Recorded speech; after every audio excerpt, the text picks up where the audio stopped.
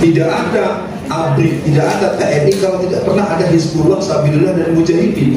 Menuju orde reformasi, dari orde reformasi menjadi orde proklamasi. Kalau Masyumi tidak berani menawarkan konsep Islam, bubarkan saja Masyumi. Kalau dia tidak bisa disolusi, jangan ngaku partai Islam.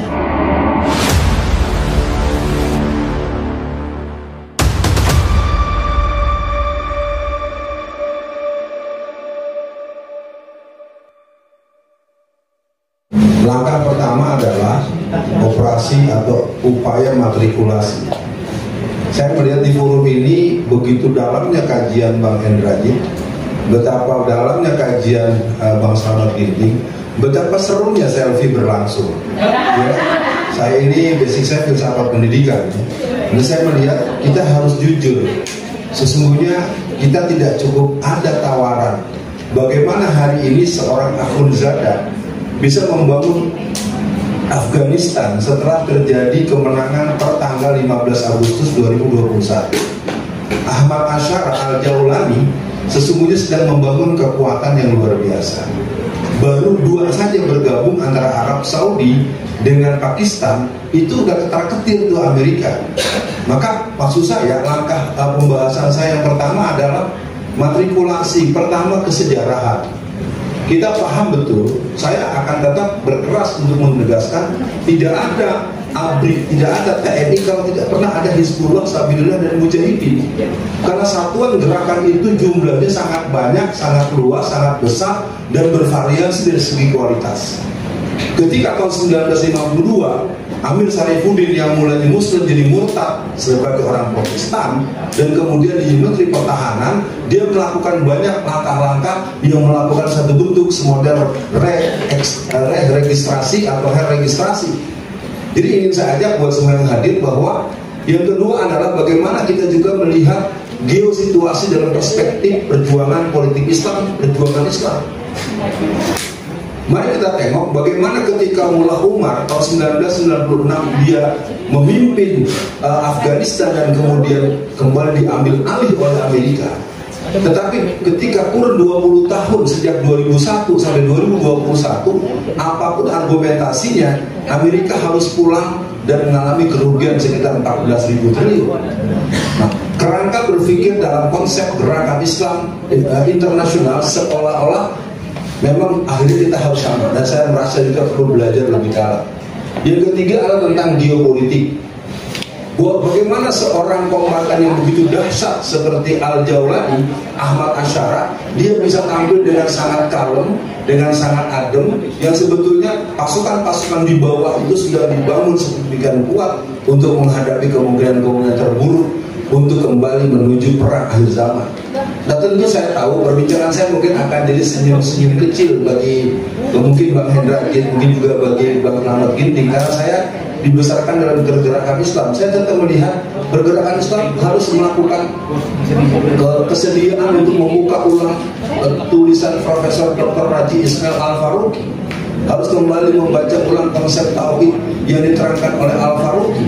Dia harus berani melihat bagaimana Ziauddin Sardar memberikan kerangka bagaimana peradaban Islam dibangun.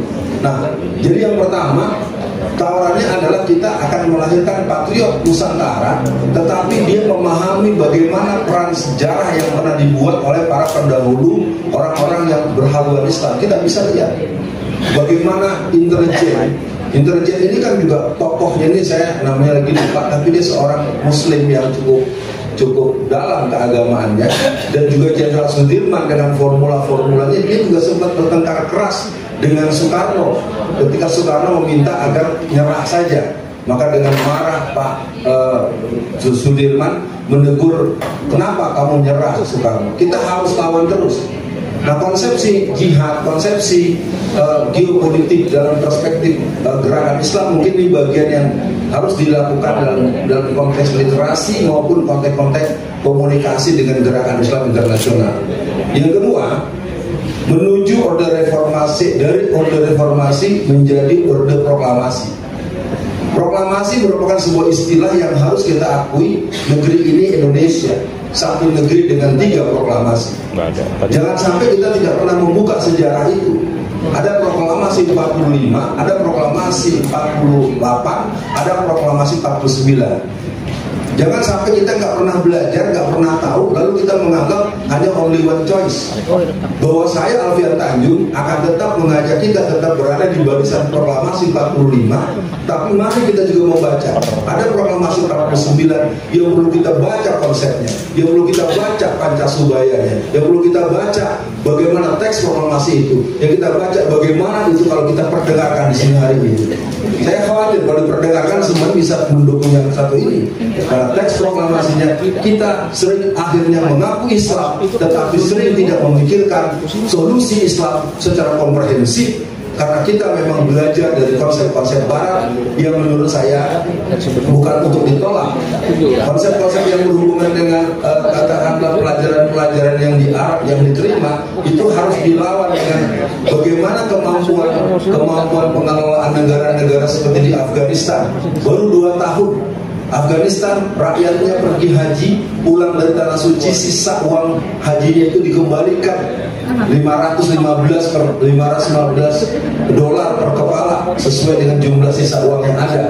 Dan terus terang kawan-kawan dan pemirsa yang menyimak jawaban saya, ini adalah hal yang harus menjadi perhatian terutama buat Mas Umi. Saya sebagai wakil ketua umum bidang ideologi dan dakwah, saya memandang perlu untuk terus mengingatkan bahwa kenapa kita kok tidak cukup mau mengambil cara Islam untuk menghadapi situasi.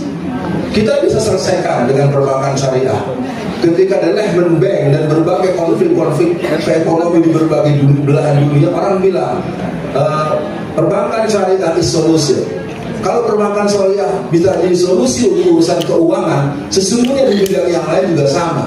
Persoalannya adalah kita tidak cukup literasi, kita tidak cukup eksperimen, kita tidak cukup disertasi, kita tidak cukup melakukan pembicaraan-pembicaraan. Dan ini menjadi bagian yang akan saya katakan, kalau Mas Umi tidak berani menawarkan konsep Islam, bubarkan saja Mas Umi. Ya, karena berbicara Mas Umi berarti kita menawarkan Islam sebagai solusi dengan adanya kemampuan menjelaskan dari hal yang berhubungan teks, konteks Al-Quran dan Sunnah Rasul. Kita buat konsep derivasi yang di sana kita akan sampai pada tawaran Mas Umi adalah solusi untuk Indonesia ke depan, bebas dari berbagai hal, tentu nanti akan dibicarakan dalam internal kita. Yang terakhir, kontra skema. Ya, saya melihat ada persoalan kita karena kita tidak terbiasa berpikir secara holistik, secara komprehensif dan secara diagnosis yang dengan analisis SWOT yang cukup memadai. Saya pada kesempatan ini dengan sportif saya katakan bahwa tawaran-tawaran solusi Islam itu mungkin menjadi pesan kecil dalam artian bahasa.